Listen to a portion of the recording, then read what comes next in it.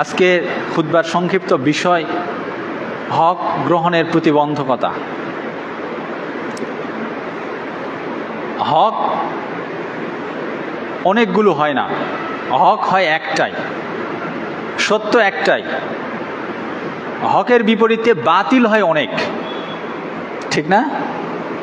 আল্লাহ রাব্বুল আলামিন বলছেন ওয়াকুলিল হাক্কু মির রাব্বিকুম, হে নবী আপনি বলে দিন হক আসে আপনার প্রতিপালকের পক্ষ থেকে, আপনার রবের কাছ থেকেই হক নাজিল হয়, হক প্রেরিত হয়। ফামান শাআ ফালইউমিন, যার মন চাইবে সেটা গ্রহণ করবে, এই হকের উপরে ঈমান আনবে। ওয়ামান শাআ ফালইয়াকফুর, আর যার মন চাইবে সেটা প্রত্যাখ্যান করবে, সেটা ডিনাই করবে, অস্বীকার করবে। তবে ইন্না আ'তাদনা লিয-যালিমিনা নারা, আপনি তাদের জানিয়ে দিন আমি জালিম সম্প্রদায়, যারা আমার পক্ষ থেকে প্রেরিত হকের উপরে ঈমান আনবে না, হককে অস্বীকার করবে, মূলত এরাই জালিম। আপনি জানিয়ে দিন নিশ্চয় আমি জালিম সম্প্রদায়ের জন্য জাহান্নামকে প্রস্তুত করে রেখেছি। এই একটি আয়াতকে বিশ্লেষণ করলে আমরা অনেক তথ্য পাব। আল্লাহ রাসূল সাল্লাল্লাহু আলাইহি ওয়াসাল্লাম ইফতিরাক, উম্মতের বিভক্তি হিসেবে পরিচিত তিরমিজির সেই প্রখ্যাত হাদিস, আল্লাহ রসুল বলছেন ইন্না বানি ইসরাঈলা তাফাররাকাত ফি সিনতাইনি ওয়া সাবঈনা মিল্লাহ, বনি ইসরাইলগণ বিভক্ত হয়েছিল ৭২টি দলে। আতাফতারিকু উম্মতি আলা সালাসি ওয়া সাবঈনা মিল্লাহ, আর আমার উম্মতে মুহাম্মদী এরা বিভক্ত হবে কয় দলে? ৭৩টি দলে।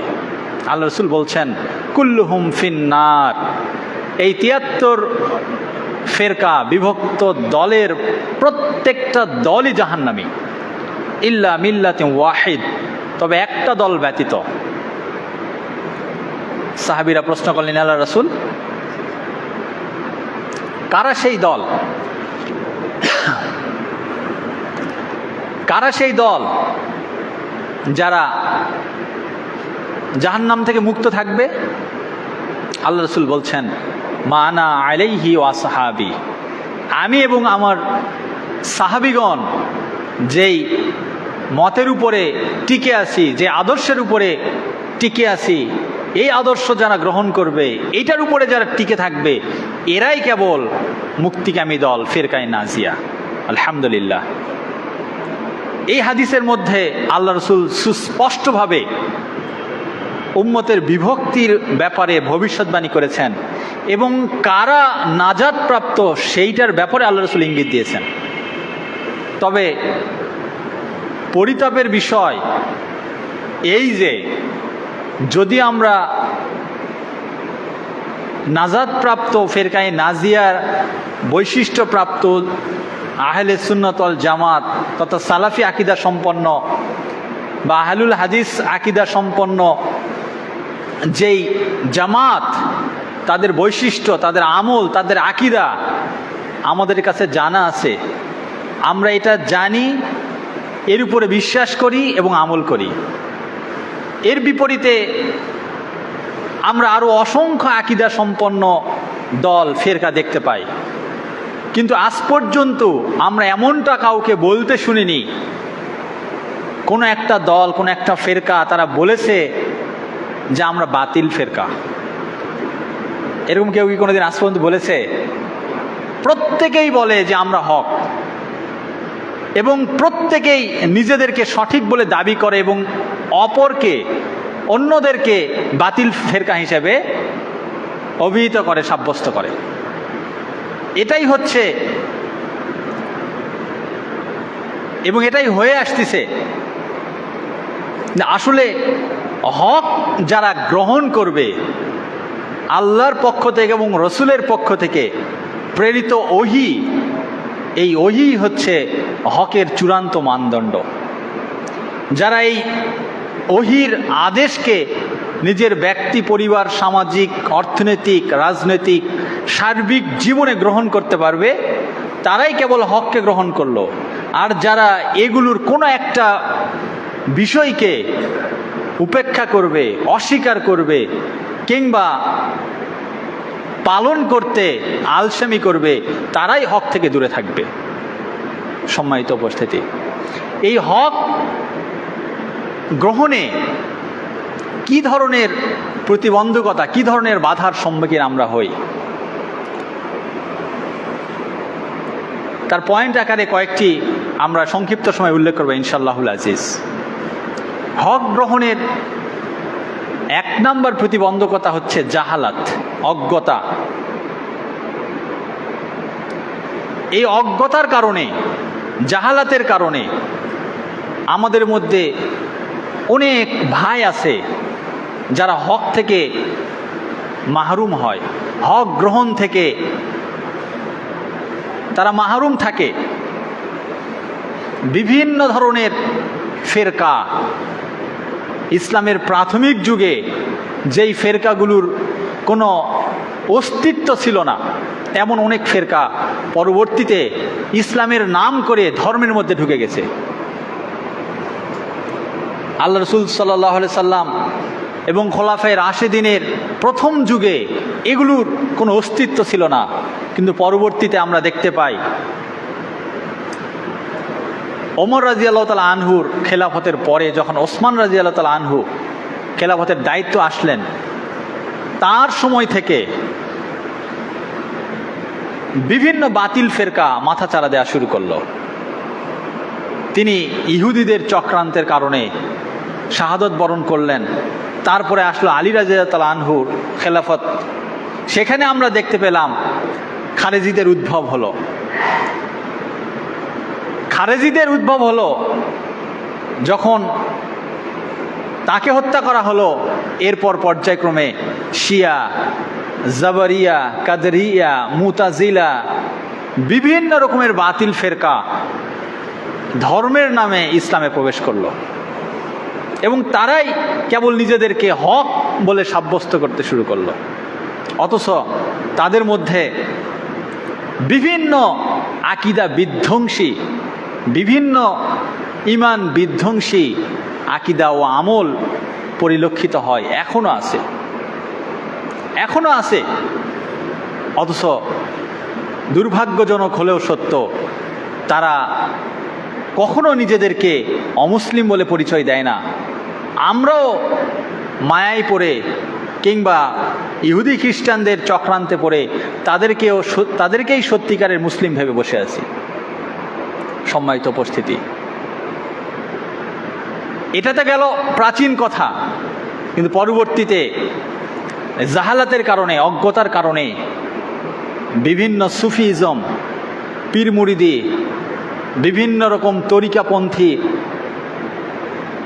বাংলাদেশের প্রেক্ষাপটেই যদি আমরা চিন্তা করি, কত রকমের পীর তন্ত্র বাংলাদেশে রয়েছে, কত রকমের সুফিবাদ বাংলাদেশে কায়েম রয়েছে। এরা ধর্মের নাম করেই শুধু অজ্ঞতার কারণে, জাহেলিয়াতের কারণে তারা এসব করছে, প্রকৃত ইসলাম থেকে দূরে সরে আছে। আপনি যদি দেখেন লালন ফকিরের আখড়ায় আপনি যান, তারা ওখানে গান বাজনা করছে, নেশা করছে, গাঁজা খাচ্ছে, এটাই তাদের জন্য নাকি ধর্ম, তাদের ধর্ম এটাই। তারা মনে করে আমরাই সঠিক, বাকি সবাই ভুল। মনে করে না মনে করে, না হলে তারা এটা এভাবে পালন করতো না। আপনি মহাস্থানগড়ে যান, দেখবেন তারা যে কর্মকাণ্ডগুলো করছে এটাই তাদের ধর্ম। বাংলাদেশে প্রতিষ্ঠিত কিছু মাজার রয়েছে, প্রতিষ্ঠিত মাজার, জাতীয়ভাবে যেটাকে প্রতিষ্ঠা করা হয়েছে এবং জাতীয়ভাবে এগুলোকে তদারকি করা হয়। সিলেটের শাহজালালের মাজার, শাহপরানের মাজার, বা চট্টগ্রামে আপনি দেখবেন এরকম অনেক মাজার রয়েছে, বাইজিদ বোস্তামির মাজার, এরকম অনেক মাজার রয়েছে। এই আমাদের মহাস্থানগড়ের শাহ সুলতান বলখির মাজার, এগুলো রাষ্ট্রীয়ভাবে এগুলোকে তদারকি করা হয়। আদৌ কি ইসলামের সাথে এগুলোর কোনো সম্পর্ক রয়েছে? তাহলে তারা হককে বুঝতে পারছে না, তারা এমনভাবে এগুলোতে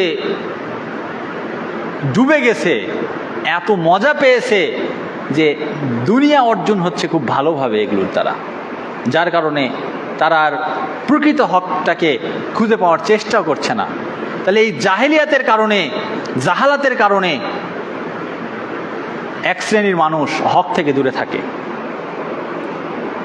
দ্বিতীয় যে বিষয়, অন্ধ তাকলিদ। অন্ধ তাকলিদ, গোঁড়ামি। আমরা তাকলিদ করতে পছন্দ করি। আমরা সাধারণত আলেম ওলামাদের তাকলিদ করি। এক শ্রেণীর মানুষ আছে যে আমরা এত কিছু ধর্মীয় বিষয় বুঝি না, অমুক আলেম বলেছেন, অমুক ইমাম সাহেব বলেছেন, অমুক হুজুর বলেছেন, অমুক মাদ্রাসার মুহাদ্দিস, প্রিন্সিপাল, ফকি, মুফতি, ওনারা বলেছেন, ওনারা তো মিথ্যা বলবে না, ওনারা তো ভুল বলবে না। এই দোহাই দিয়ে আমরা হক থেকে দূরে থাকি, হক জানার চেষ্টা করা থেকে বিরত থাকি। আসলে আমরা বুঝি না তাকলিদ করা কাদের জন্য জায়েজ, কখন আপনি তাকলিদ করতে পারবেন। তাকলিদের বিপরীত হচ্ছে ইত্তেবা। আমরা ইত্তেবা করি আল্লাহ এবং তার রসুলের। এ ব্যাপারে স্বয়ং আল্লাহ রব্বুল আলামিন আমাদের নির্দেশ দিয়েছেন, ইয়া আইয়ুহাল্লাযীনা আমানু আতিউল্লাহ ওয়া আতিউর রাসূল ওয়া উলিল আমরি মিনকুম। হে ঈমানদারগণ, তোমরা আল্লাহর আনুগত্য করো, রসুলের অনুসরণ করো, এবং তোমাদের মধ্যে যারা উলিল আমর, তোমাদের নেতৃত্ব স্থানীয় যারা যারা তোমাদের লিড দেয়, তোমাদের পরিচালনা করে, তারা যদি আল্লাহ এবং তার রসুলের বিধান মতে তোমাদের পরিচালনা করে, তাহলে তোমরা তাদের অনুসরণ করো। এটা হচ্ছে এই আয়াতের মূল ব্যাখ্যা। কিন্তু আমরা কি করি? আল্লাহ এবং তার রসুলের বিধান অনুযায়ী নেতা আমাদের চালালো কি না, এটা আমরা যাচাই বাছাই করি না। তাহলে তাকলিদের বিপরীত হচ্ছে ইত্তেবা, ইত্তেবার বিপরীত হচ্ছে তাকলিদ। ইত্তেবা কোনটা হবে? কবুলু কওলিল গায়রি মিন বিমা দলিল, কারো কোনো কথাকে দলিল সহকারে মেনে নেওয়া। আর তাকলিদ কোনটা?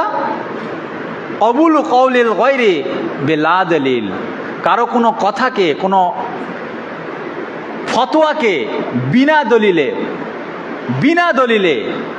বিনা সবুতে, বিনা প্রমাণে মেনে নেওয়া। এটা হচ্ছে তাকলিদ। যে তাকলিদ করে সে হচ্ছে মুকাল্লিদ, সে হচ্ছে মুকাল্লিদ। এই তাকলিদ করা ইসলামে হারাম। তাকলিদের সাক্ষী বা অন্ধ ব্যক্তি পূজা, এটা ইসলামে চিরতরে হারাম। কোনো মানুষ কোনো মানুষের অন্ধ ব্যক্তি পূজা করতে পারবে না, অন্ধ তাকলিদ করতে পারবে না।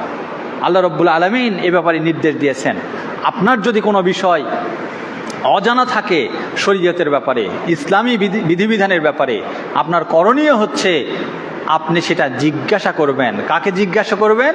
আল্লাহ বলছেন, ফাসআলু ইলা আহলি যিকির ইন কুনতুম লা তা'লামুন।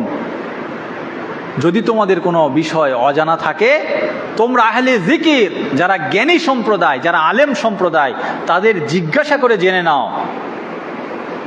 তবে এর জন্য শর্ত আছে, বিল বাইয়িনাতি ওয়া যুবুর, এটা যেন দলিল এবং সুস্পষ্ট প্রমাণ সহকারে হয়। সে কোথা থেকে এই ফতোয়া দিল, কোথা থেকে এই কথাটি বলল, এ ব্যাপারে আল্লাহর রসুলের নির্দেশনা কি, এটা জেনে নিয়ে তার কথাকে আপনি মেনে নেবেন, এর আগে মেনে নিতে পারবেন না। তাহলে এই অন্ধ তাকলিদের কারণে মূলত সমাজে এই হক গ্রহণ থেকে আমাদের এক শ্রেণীর মুসলিম ভাই আমরা দূরে থাকি, হক গ্রহণ থেকে বিরত থাকি, হক গ্রহণ করতে পারি না, শুধু এই ব্যক্তি তাকলিদ করার কারণে। সুতরাং আমাদের উচিত হবে, যদি কোনো আলেম, কোনো বুজুর্গানে দ্বীন, কোনো খতিব, কোনো ইমাম কোনো বিষয়ে কোনো ফতোয়া দেয়, কোনো মাসআলা বলে, তাহলে এ ব্যাপারে আল্লাহ এবং তার রসুলের নির্দেশনা কি, কোরআন এবং হাদিসের সুস্পষ্ট বক্তব্য কি, এটা আমাদের জেনে নিতে হবে, এরপর তার উপর আমাদের আমল।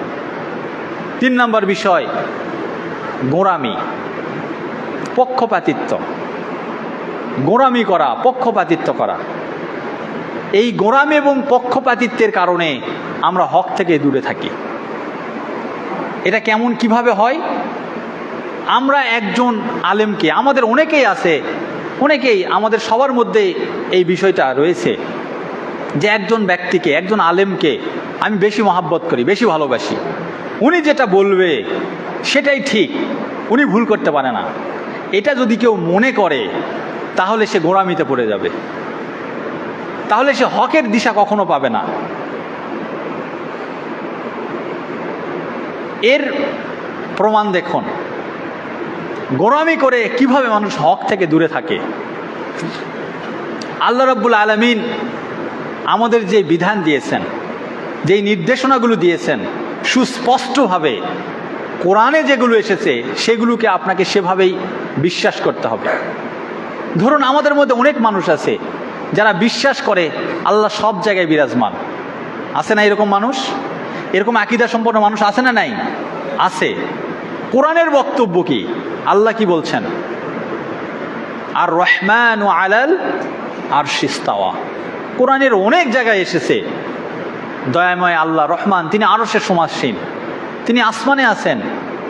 একজন দাসীকে প্রশ্ন করা হয়েছিল সেই সময় ওমর রাদিয়াল্লাহু আনহুর আমলে, যে বলো তো আল্লাহ কোথায়? সে বলেছিল আসমানে, ফিস সামায়ে, আসমানে। আমাদের সময়ে আমরা কি বলি? আল্লাহ কোথায়? আল্লাহ সব জায়গায় আছে। তাহলে কোরআন যেখানে বলছে, হাদিস যেখানে বলছে আল্লাহ আসমানে রয়েছেন, 7 আসমানের উপরে আছেন, কিন্তু আমরা এটা বিশ্বাস করতে রাজি নই। আমরা এখানে গোঁড়ামি করছি। কোরআন মাজিদ নাজিল হয়েছে কোন মাসে? কোরআনের অস্পষ্ট বক্তব্য, ইন্না আনজালনাহু ফি লাইলাতিন মুবারাকাতাহ, নিশ্চয় আমি কোরআনকে অবতীর্ণ করেছি একটি বরকতময় রজনীতে। এটা অস্পষ্ট আয়াত। এই বরকতময় রজনী কোনটা? এই আয়াতের মধ্যে আল্লাহ এটা বলেননি। আল্লাহ সূরা কদরের মধ্যে বলছেন ইন্না আনজালনাহু ফি লাইলাতিল কদর, নিশ্চয় আমরা কোরআনকে অবতীর্ণ করেছি লাইলাতুল কদরের মধ্যে, লাইলাতুল কদরের রাত্রিতে। তাহলে কদরের রাত্রি কোনটা? কোন মাসে এইটা? আল্লাহ রাব্বুল আলামিন আরো ক্লিয়ার করলেন, শাহরু রমাদান আল্লাযী উনজিলা ফীহিল কুরআন। রমাদান মাস এটি এমন একটি মাস যে মাসে আল্লাহ কোরআনকে অবতীর্ণ করেছেন। তাহলে একটা আয়াতে আল্লাহ বলছেন লাইলাতুল কদরে কোরআন নাজিল করা শুরু করেছেন, আরেক আয়াতে আল্লাহ বলছেন যে রমজান মাস, এই মাসে আল্লাহ কোরআন অবতীর্ণ করা শুরু করেছেন। তার মানে লাইলাতুল কদরটা রমজান মাসে। এরপর আল্লাহ সূরা দুখানের মধ্যে বলছেন যে আমরা বরকতময় রজনীতে কোরআনকে অবতীর্ণ করেছি। তাহলে এই বরকতময় রজনী কোনটা হবে? এটা অস্পষ্ট আয়াত। তাহলে স্পষ্ট আয়াতের দিকে যদি যায় তাহলে রমজান মাস লাইলাতুল কদরের রাত্রিই হচ্ছে বরকতময় সেই রাত। কিন্তু আমরা কি ব্যাখ্যা নিলাম? শবে বরাতের রাত, এই রাতটা হচ্ছে বরকতময় রাত, এই রাত্রিতে কোরআন অবতীর্ণ করা শুরু হয়েছে। এই যে গোঁড়ামি এবং পক্ষপাতিত্বের কারণে আমরা হক গ্রহণ থেকে মাহরুম হই, হক গ্রহণ থেকে আমাদের এক শ্রেণীর ভাই মাহরুম হয়, তারা হক গ্রহণ করতে পারে না। এই পক্ষপাতিত্বের কারণে, গোঁড়ামির কারণে, স্পষ্ট আয়াতের, স্পষ্ট হাদিসের ব্যাখ্যার দিকে না যেয়ে অস্পষ্ট হাদিস, অস্পষ্ট আয়াতের ব্যাখ্যা গ্রহণ করার কারণে। সুতরাং এই বিষয়টা আমাদের খেয়াল রাখতে হবে। এরপরের বিষয় হচ্ছে অহংকার এবং হিংসা। হিংসা এবং অহংকার, এই দুটা এমন মানুষ স্বভাবের, মানুষের যে স্বভাব জাত, সহজাত প্রবৃত্তি, মানুষের যে আচরণগত দিক, এই দিকগুলোর অত্যন্ত ধ্বংসাত্মক দুইটা দিক হচ্ছে, দুইটা বদগুণ হচ্ছে, দোষ হচ্ছে এই হিংসা এবং অহংকার। এই দুটা দোষ ছিল ইবলিস শয়তানের। এই হিংসা এবং অহংকারের কারণে ইবলিস শয়তান আদম আলাইহিস সালামকে সিজদা করেনি, তার শ্রেষ্ঠত্ব স্বীকার করে নেয়নি, শুধু এই হিংসা এবং অহংকারের কারণে। তিনি বলছেন আল্লাহ আমাকে সৃষ্টি করেছেন, আমি এতদিন ধরে ফেরেশতাদের সাথে বসবাস করছি, এটা তিনি যুক্তি দিলেন। তিনি অহংকার করলেন, আদমকে এই তো তিনি সৃষ্টি করলেন, সৃষ্টি করেই তিনি আমার উপর তাকে শ্রেষ্ঠত্ব দিচ্ছেন। আদমের ব্যাপারে তিনি হিংসা করলেন, তিনি যুক্তি দাঁড় করালেন। বিভিন্ন রকমের এই গোঁড়ামি, হিংসা, অহংকারের কারণে তিনি চিরদিনের মতো পথভ্রষ্ট হিসেবে আল্লাহ তাকে পথভ্রষ্ট হিসেবে মনোনীত করলেন। তাহলে হিংসা অহংকারের কারণে ইবলিস শয়তান যেমনিভাবে হক থেকে বিচ্যুত হয়ে গিয়েছিল, হক থেকে ছিটকে চলে গিয়েছিল, তেমনিভাবে যুগে যুগে কাফির, মুশরিক, মুনাফিকরাও এই হক থেকে চিরতরে মাহরুম থাকে। মক্কার যারা কাফির, মুশরিক, বিশেষ করে ইহুদি যারা ছিল মদিনাতে, সে সময় আল্লাহ রসুল যখন হিজরত করেননি, এমন অবস্থায় আউস ও খাজরাজ গোত্রের তারা একমত পোষণ করল যে আব্দুল্লাহ ইবনে উবাই তাদের নেতা, সেই হবে তাদের মদিনার নেতা, মদিনার রাষ্ট্রপ্রধান। ইতিমধ্যে যখন হিজরত হয়ে গেল, আল্লাহ রসুল সাল্লাল্লাহু আলাইহি সাল্লাম যখন মক্কা থেকে মদিনায় চলে গেলেন, তখন আল্লাহ রসুল হলেন রাষ্ট্রপ্রধান। এই আব্দুল্লাহ ইবনে উবাই তখন দেখলেন যে এই মুহাম্মদ তিনি মক্কা থেকে এখানে এসে তিনি নেতৃত্ব নিয়ে নিলেন, তিনি রাগে ক্ষোভে বাইরে থেকে জানা মানে ক্ষতি করা যায়, ভিতরে থেকে ক্ষতি কিন্তু তার চেয়ে বেশি করা যায়। তিনি তখন ভিতরে থেকে মুনাফিকি শুরু করলেন, ভিতরে থেকে ইসলামের বিরুদ্ধে, মুসলমানদের বিরুদ্ধে বিভিন্ন রকম চক্রান্ত, ষড়যন্ত্র শুরু করলেন। এবং তার জীবদ্দশায় তিনি ইসলামের যথেষ্ট পরিমাণ ক্ষতি করেছিলেন, আমরা ইতিহাস পর্যালোচনা করলে দেখতে পাই। এই জন্যই এই মুনাফিকদের স্থান আল্লাহ রসুল বলছেন, আল্লাহ রাব্বুল আলামিন তাদেরকে কোথায় রাখবেন? জাহান্নামের সর্বনিম্ন স্তরে। এই হিংসা এবং অহংকার, এই দুটা বিষয় খুবই মারাত্মক। এটার কারণে আমরা আলেম ওলামাদের ক্ষেত্রেও দেখি যে অনেক আলেম ওলামা হক জানার পরেও তারা সেটা গ্রহণ করতে পারে না, মেনে নিতে পারে না। আপনি দেখবেন আজকাল অনেক জেনারেল শিক্ষিত মানুষ, অনেক সাধারণ শিক্ষায় শিক্ষিত মানুষ, যারা নিজেরা স্টাডি করে, পড়াশোনা করে, অথেন্টিক আলেম ওলামাদের বক্তব্য শুনে নিজেদের আকীদা আমলকে পরিবর্তন করে ফেলে, যেটা সমাজে প্রতিষ্ঠিত অনেক বিদআত, অনেক শিরকি কার্যকলাপের বিপরীত। তারা যখন এই কোরআন এবং সহিহ হাদিস অনুযায়ী, সহিহ সুন্নাহ অনুযায়ী আমল করা শুরু করে, তখন তাদেরকে দেখে হিংসায় এক শ্রেণীর আলেম তাদেরকে মসজিদ থেকে বিতাড়িত করে দেয়। আমরা প্রায় নিউজে পাই অনেক মুসল্লি, আমাদের দিনী ভাই দেশের অনেক জায়গায় শুধুমাত্র এই বিশুদ্ধ দিন পালন করার কারণে তাদেরকে মসজিদ থেকে বিতাড়িত করে দেয়, তাদের মারধর করে।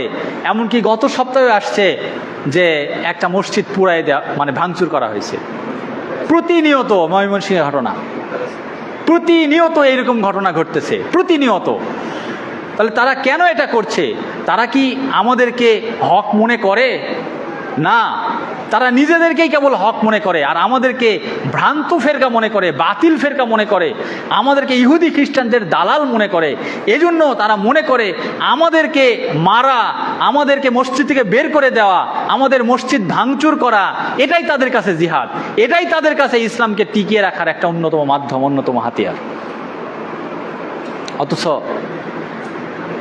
আমরা মনে করি আল্লাহ রাব্বুল আলামিন তাদেরকে পরিপূর্ণ হেদায়েত দান করুক। আমরা তাদের ক্ষতি চাই না, ধ্বংস চাই না, তারাও আমাদের মুসলিম ভাই। আমরা তাদের হেদায়েত কামনা করি, আমরা আল্লাহর কাছে দোয়া করি তারাও হক বুঝে প্রকৃত হকের কাছে ফিরে আসুক, হকের কাছে আত্মসমর্পণ করুক। আল্লাহ রাব্বুল আলামিন পবিত্র কোরআনুল কারীমের মধ্যে তিনি বলছেন যে, হে রাসূল আপনি বলুন, উল হাল ইয়াস্তাবিল্লাযীনা ইয়ালামুনা ওয়াল্লাযীনা লা ইয়ালামুন। হে রাসূল আপনি বলুন, যারা জানে এবং যারা জানে না তারা কি সমান? তারা কি উভয়ে সমান? কখনো না। যারা জানে এবং যারা জানে না, এই উভয় সম্প্রদায় কখনো সমান নয়। না জানা একটা অজ্ঞতা, জাহেলিয়াত। প্রত্যেক আদম সন্তান যখন ভূমিষ্ঠ হয়, জন্মগ্রহণ করে, এরা ইসলামী ফিতরাতের উপরে জন্মগ্রহণ করে, ইসলামী আকীদার উপরে জন্মগ্রহণ করে। আপনি দেখবেন একটা ছোট্ট বাচ্চা 2, 3, 4, 5 বছর বয়স পর্যন্ত সে কখনো মিথ্যা বলবে না, সে কখনো প্রতারণা করবে না, কখনো কাউকে ধোঁকা দিবে না। যখন দেখবে পরিবারের সদস্যরা মিথ্যা বলছে, তাকে মিথ্যা বলা শিখাচ্ছে। বাড়িতে একজন আসছে ডাকার জন্য, আমরা পরিবারের ছোট ছেলে মেয়েকে বলছি বলো যে নাই, বলি না আমরা এরকম, বলো যে বাবা বাসায় নাই। ও এটা শোনার পর যে বলছে বাবা বাসায় নাই, অথচ সে জানে বাবাই আসে, এই যে সে মিথ্যা বলা শিখতেছে। অথবা বলছে যে তুমি বলো যে আব্বু ঘুমাচ্ছে, অথবা ব্যস্ত আছে, বাথরুমে আছে, ইত্যাদি ইত্যাদি, বা অন্য জায়গায় বেড়াতে গেছে। এই যে আমরা শেখাচ্ছি, আল্লাহ রসুল এই কথাটাই বলছেন। আল্লাহ রসুল বলছেন কুল্লু মাউলুদিন ইউলাদু আলাল ফিতরা, প্রত্যেক আদম সন্তান ইসলামী ফিতরাতের উপরে জন্মগ্রহণ করে। হক জেনে বুঝে আল্লাহ তাকে দুনিয়াতে পাঠায়। হক বুঝার মতো এই ক্ষমতা দিয়েই আল্লাহ তাকে দুনিয়াতে পাঠায়। ফাআবাউহু ইউহাউইদানিহি আও ইউনাসসিরানিহি আও ইউমাজ্জিসানিহি, কিন্তু তার পিতামাতা তাকে ইহুদি বানায়, তার পিতামাতা তাকে খ্রিস্টান বানায়, তার পিতামাতা তাকে অগ্নিপূজক বানায়। হিন্দুর ঘরে যখন একটা সন্তান ভূমিষ্ঠ হয়, সে কি হিন্দু হয়ে জন্মগ্রহণ করে? সে ইসলামী ফিতরাতের উপরে জন্মগ্রহণ করে। যখন তার বয়স বাড়ে, সে বুঝতে শিখে, তার ভালো মন্দকে যাচাই বাছাই করার জ্ঞান হয়, দুনিয়াকে যখন সে জানতে শেখে, দেখে তার পিতামাতা দেবদেবীর পূজা করছে, মূর্তি পূজা করছে, দুর্গা পূজা করছে, সরস্বতী পূজা করছে, লক্ষ্মী পূজা করছে, সেও ধীরে ধীরে এগুলোতে অভ্যস্ত হয়ে পড়ে। মনে করে এটাই ধর্ম, এটাই তার ধর্ম, এটা করেই সে ইহকাল পরকালে কল্যাণকামী হবে, ইহকাল পরকালে নাজাত পাবে। এই আকীদা নিয়েই সে এবার বেড়ে ওঠা শুরু করে। তার পিতামাতা তাকে এই মূর্তি পূজারী বানায়, পিতামাতা তাকে হিন্দু বানায়। একটা ইহুদি, একজন খ্রিস্টান, একটা সন্তান, একটা ছেলে, একটা মেয়ে যখন জন্মগ্রহণ করে, সে ইহুদি খ্রিস্টান মূর্তি পূজারী হয়ে জন্মগ্রহণ করে না। যখন তার বয়স বাড়ে, সে দেখে তার পরিবারের সদস্যরা এভাবে অন্য ধর্মের উপাসনা করছে, বিভিন্ন দেবদেবীর উপাসনা করছে, পূজা করছে, সেও ধীরে ধীরে এটাতে অভ্যস্ত হয়ে যায়। অনুরূপভাবে মুসলমান ঘরের সন্তানরা মুসলিম হলেই, সে ইসলামী ফিতরাতের উপর জন্মগ্রহণ করলেই সে আমৃত্য ইমানদার হিসেবেই টিকে থাকবে, মুসলিম হিসেবেই টিকে থাকবে এমনটা নয়। অনেক মাজার পূজারি আছে, অনেক জায়গায় দেখবেন মাজারে যে সিজদা দেয়, অনেক জায়গায় আছে এরকম। একটা সন্তান যখন ধীরে ধীরে বেড়ে ওঠে, বড় হয়, দেখে যে এরকম ইসালে সোয়াব বছরে একবার যখন হয়, বাবা মা যায়, পরিবারের সদস্যরা যায়, আত্মীয় স্বজনরা যায়, তা খাজা বাবার নামে গরু জবাই দেয়, খাসি জবাই দেয়, সিন্নি রান্না করে, বিভিন্ন রকমের পোলাও রান্না করে, এগুলো সেখানে বিতরণ করে, সেখানে শিরকি কর্মকাণ্ডে লিপ্ত হয়। সে মনে করে এটাই ধর্ম, এটাই পরম্পরা, এভাবে সে অভ্যস্ত হয়ে পড়ে। এটা ফিতরাত। এভাবে মানুষ শিরকির দিকে ধাবিত হয়, এভাবেই মানুষ বিভিন্ন বিদআতের দিকে ধাবিত হয়, এভাবেই ধীরে ধীরে সে প্রকৃত ইসলাম থেকে দূরে সরে যায়, প্রকৃত হক থেকে সে দূরে সরে যায়। সুতরাং এটাও হক গ্রহণ করার একটা অন্যতম প্রতিবন্ধকতা, কিংবা হক থেকে বিচ্যুত হওয়ার একটা অন্যতম প্রতিবন্ধকতা। নিজের পরিবার, সমাজ, এগুলো যখন আপনাকে অন্য কিছু শেখাবে, তখন আপনি সেগুলোর দিকেই ধাবিত হবেন। সম্মানিত উপস্থিতি, এরপরের বিষয়, যে কারণে আমরা হক গ্রহণ থেকে বিরত থাকি, অন্তরের বক্রতা। অন্তরের বক্রতা মানে নিজের প্রবৃত্তির অনুসরণ, খেয়াল খুশির অনুসরণ। আপনার আজকে সালাত আদায় করতে ভালো লাগতেছে, জুমার সালাতে আপনি আসছেন, ফজরে ইচ্ছা হয়নি, আপনি যাননি, আসরে আবার বাজারে ব্যস্ত থাকবেন, পড়বেন না, মনে থাক কালকে আবার জোহরে পড়ব, কিংবা আবার জুমায় পড়বনি।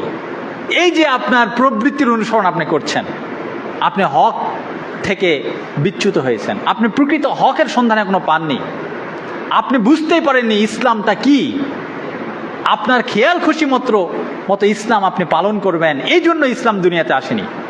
আপনার মতো করে আপনি ইসলাম মানবেন, এই জন্য ইসলাম দুনিয়াতে আসেননি। ইসলাম এসেছে আপনাকে ইসলামের মতো করে ইসলাম মানতে হবে। এই জন্য আমাদের মধ্যে অনেকেই আছি, আমরা ইচ্ছা মতো ইসলাম পালন করি, যেটা ভালো লাগে সেটা করি, যেটা খারাপ লাগে সেটা ছেড়ে দিই। আছে না এরকম? প্রত্যেকের মধ্যে এই খাসলত রয়েছে, প্রত্যেকের মধ্যে রয়েছে। আমাদের এই জায়গাটা থেকে বের হয়ে আসতে হবে। আমাদের ইচ্ছা মতো প্রবৃত্তির অনুসরণ করে ইসলাম পালন আমাদের জন্য জায়েজ নয়। এটা কোশ্চিন কালেও আল্লাহ এবং তার রাসূল অনুমোদন দেননি। আল্লাহ রাব্বুল আলামিন বলছেন, ফাআম্মা মান তাগা ওয়াসারাল হায়াতাদ দুনিয়া ফাইনাল জাহিমা হিয়াল মাওয়া ওয়া আম্মা মান খাফা মাকামা রাব্বি ওয়া নাহান নাফসা আনিল হাওয়া ফাইনাল জান্নাতা হিয়াল মাওয়া। যারা প্রবৃত্তির অনুসরণ করবে, খেয়াল খুশির অনুসরণ করবে এবং দুনিয়ার জীবনকে প্রাধান্য দিবে, তাদের থাকার জন্য আল্লাহ জাহান্নামকে প্রস্তুত করে রেখেছেন। এর বিপরীতে যারা আল্লাহর সামনে দাঁড়ানোকে ভয় পাবে, যে আমাকে আমার কাজের হিসাব দিতে হবে, প্রবৃত্তির অনুসরণ করে আমাকে যদি আমি চলি, আমি কিয়ামতের দিন বিপদে পড়ে যাব, এই অনুভূতি যার মধ্যে থাকবে, ওয়ানাহান নাফসা আনিল হাওয়া, প্রবৃত্তির অনুসরণ থেকে নিজেকে বিরত রাখবে, ফাইনাল জান্নাতা হিয়াল মাওয়া, আল্লাহ তাদের জন্য জান্নাতকে প্রস্তুত করে রেখেছেন। সুবহানাল্লাহ বিহামদি। সুতরাং আপনাকে সিদ্ধান্ত নিতে হবে, আপনি প্রবৃত্তির অনুসরণ করে ক্ষতিগ্রস্তদের অন্তর্ভুক্ত হবেন, নাকি আল্লাহ এবং তার রাসূলের যথাযথ অনুসরণ করে হককে গ্রহণ করে সৌভাগ্যবানদের অন্তর্ভুক্ত হবেন। এটা আপনাকেই সিদ্ধান্ত নিতে হবে। দুনিয়ার স্বার্থ হারানোর ভয়, এটা হক গ্রহণের একটা অন্যতম প্রতিবন্ধকতা। আপনি দেখবেন যেখানেই স্বার্থ হারানোর ভয় রয়েছে, আমরা সেই জায়গাতেই দেখতে পাচ্ছি যে তারা হক গ্রহণ করা থেকে ব্যর্থ হচ্ছে। একজন মসজিদের ইমাম যদি চায় তার মসজিদের মুসল্লিদেরকে সে শতভাগ ইসলামমুখী করতে পারে, পারে কি পারে না? একজন মসজিদের ইমাম যদি চায় তার মহল্লার মানুষদেরকে প্রকৃত হকের দিশা সেই দিতে পারে, কিন্তু কেন দিচ্ছে না? তার স্বার্থ হারানোর ভয় রয়েছে। আজকে যদি আমি এখানে হক কথা বলি, তাহলে আগামী জুমায় আমাকে আর নাও রাখতে পারে, আমার চাকরিটা চলে যাবে, আমার এই হাদিয়াটা বন্ধ হয়ে যাবে, আমাকে অনেকেই দোয়া চায়, একটু হাদিয়া তোহফা দেয়, বাসায় দাওয়াত দিয়ে খাওয়ায়, এগুলো বন্ধ হয়ে যাবে, মানুষের সাথে দেখা হলেই সালাম কালাম দেয়, সবাই জানে অমুক মসজিদে ইমাম, যদি আজকে এটা বলি তাহলে আমার এই সম্মান নষ্ট হয়ে যাবে। সুতরাং যেভাবে আছে চলুক, চলতে থাক। ইমামদের ক্ষেত্রে উদাহরণ দিচ্ছি, শুধু এটা নয়, অনুরূপভাবে যারা রাষ্ট্রীয় দায়িত্বে রয়েছে, সরকারের বিভিন্ন পর্যায়ে রয়েছে, তারাও তাদের স্বার্থ হারানোর ভয়ে এই হক গ্রহণ থেকে বিরত রয়েছে। ছোট্ট করে যদি বলি, আল্লাহ রসুলের যুগে একজন বাদশাহ, যার কাছে আল্লাহ রসুল সাল্লাল্লাহু আলাইহি সাল্লাম ইসলামের দাওয়াত পৌঁছে দিয়েছিলেন, তিনি এতটাই গ্রহণ করেছিলেন, তিনি বলছেন, যদি ভয় না পেতাম, যদি আমি তার কাছে পৌঁছাতে পারতাম, মুহাম্মদ সাল্লাল্লাহু আলাইহি সাল্লামের কাছে যদি আমি পৌঁছাতে পারতাম, আর যদি আমার এই ভয় না থাকতো যে তার কাছে যেতে আমি কোনো আক্রমণের শিকার না হব, আমাকে হত্যা করা না হবে, এই ভয় যদি আমার না থাকতো, আমি যদি তার কাছে পৌঁছাতে পারতাম, আমি তার পাগুলো নিজের হাতে ধুয়ে দিতাম। সুবহানাল্লাহ বিহামদি। রোম সম্রাট তিনি যখন তার মন্ত্রী পরিষদ সভাসদকে নিয়ে বসেছেন, তিনি যখন এই কথাগুলো বলছেন, ইসলামের প্রতি তার আকুতি দেখে, ইসলামের প্রতি তার অনুভূতি দেখে তার রাজ্যের সবাই শোরগোল শুরু করে দিল।